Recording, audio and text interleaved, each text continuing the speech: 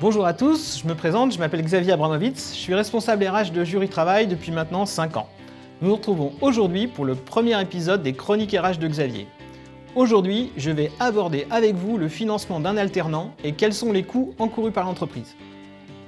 Alors, avant de vous lancer, il faudra bien définir si vous allez recruter un contrat pro ou un apprenti. Quel est votre besoin ? Quel niveau d'études préparé ? Quel est le rythme d'alternance souhaité ? Et comment vous allez financer ce recrutement et choisir. Alors justement, c'est quoi la différence entre un contrat pro et un contrat d'apprentissage ? Allez, j'ose une comparaison. Je dirais que c'est un peu comme les gendarmes et la police. Ça vient pas du même endroit, mais au final, ça fait la même chose. Les deux contrats sont des CDD ou CDI entre un salarié et son employeur qui intègrent une période de travail en alternance avec une période de formation auprès d'une école ou d'un CFA. Le CFA, c'est le centre de formation des apprentis qui dépend d'une chambre de commerce. La durée du contrat varie de 1 à 2 ans pour les contrats pro et 1 à 3 ans pour les contrats d'apprentissage. Le contrat d'apprentissage est le plus ancien, son origine remonte au début du XXe siècle, et le contrat pro, qu'on appelait avant contrat de qualification, est plus récent, il date des années 80. Au fur et à mesure des réformes et des évolutions, les deux contrats sont aujourd'hui assez proches et permettent de mettre en place une convention de formation tripartite entre le jeune, le centre de formation et votre entreprise, et très important, il est encadré par un contrat de travail entre vous et le jeune. Alors on a parlé de financement tout à l'heure. Je vais maintenant vous expliquer en quoi c'est important de bien s'informer des coûts en jeu. Tout d'abord, ayez bien en tête qu'un alternant est un salarié, généralement en CDD. On peut faire un CDI, mais on va privilégier dans la majeure partie des cas le CDD. Son salaire est encadré par votre convention collective en fonction de son âge, de son niveau d'études et du niveau de diplôme préparé. Là, malheureusement, ce coût est pour vous. C'est du salaire, donc ça coûte plus cher qu'un stagiaire par exemple. Il est donc important de s'assurer qu'on a le budget nécessaire. Ensuite, il y a un coût pour l'école. Et oui, techniquement, le coût de l'école est pris en charge par l'entreprise, mais au travers de taxes auxquelles l'entreprise est soumise. Attention, c'est un peu technique, accrochez-vous. Alors, en tant qu'employeur, vous payez des taxes fin février de chaque année, notamment la taxe d'apprentissage et la taxe pour la formation professionnelle.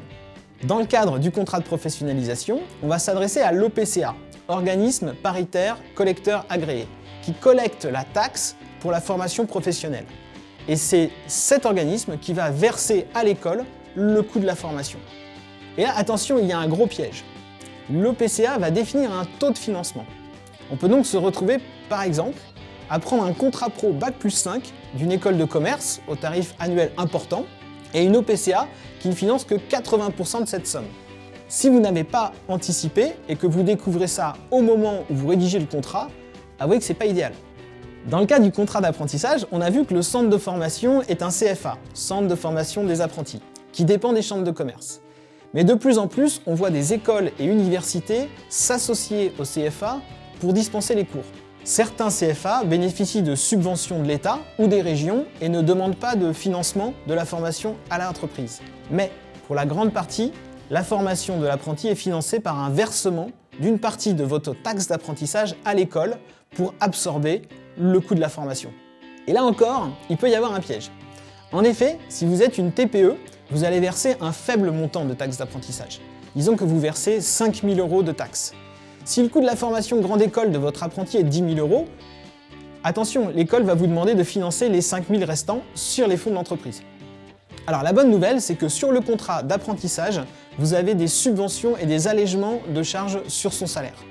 Donc pour résumer, dans les deux cas, il y a des charges financières à prendre en compte pour votre entreprise qu'il faut avoir en tête avant de vous lancer. Et là, j'aimerais revenir sur le salaire du jeune. Comme on a vu, il signe un CDD avec vous. Ça veut dire qu'il est salarié de votre entreprise également lors de sa période d'études. Vous le rémunérez pour travailler chez vous et pour qu'il aille à l'école. Et là, j'ai une bonne blague pour vous dans le cadre du contrat pro. Si le jeune sèche les cours, l'école va vous envoyer des factures additionnelles pour ses absences. Et oui, car elle recevra moins d'argent que prévu de la part de l'OPCA. Donc, il vous faut faire une retenue sur salaire auprès du jeune, car sinon, vous allez payer en fait 2 fois. Et le rythme d'alternance alors ? Il existe des tas de formules différentes selon les écoles. Les classiques, 3 jours, 2 jours, 2 semaines, 1 semaine, et de plus en plus des calendriers complexes avec des trous de gruyère plus ou moins longs. J'ai même vu récemment un contrat pro avec 6 mois où l'étudiant avait cours le matin et venait en entreprise l'après-midi, et sur les 6 mois restants, travaillait à temps plein dans l'entreprise. Ils sont très créatifs. Donc posez-vous les bonnes questions par rapport à votre activité et ciblez les rythmes d'alternance qui vous correspondent. Voilà, c'est tout pour aujourd'hui, en espérant vous avoir apporté quelques réponses sur le financement des contrats d'alternance. Je vous souhaite à tous une excellente fin de journée et à la semaine prochaine pour une nouvelle question. À bientôt sur Jury Travail. Voici les points à retenir. Validez d'abord quel rythme d'alternance et quel contrat convient à votre activité. Bien vous renseigner sur les différentes formules d'alternance qui existent. Pesez bien les enjeux financiers de chaque type de contrat avant de vous lancer dans le recrutement.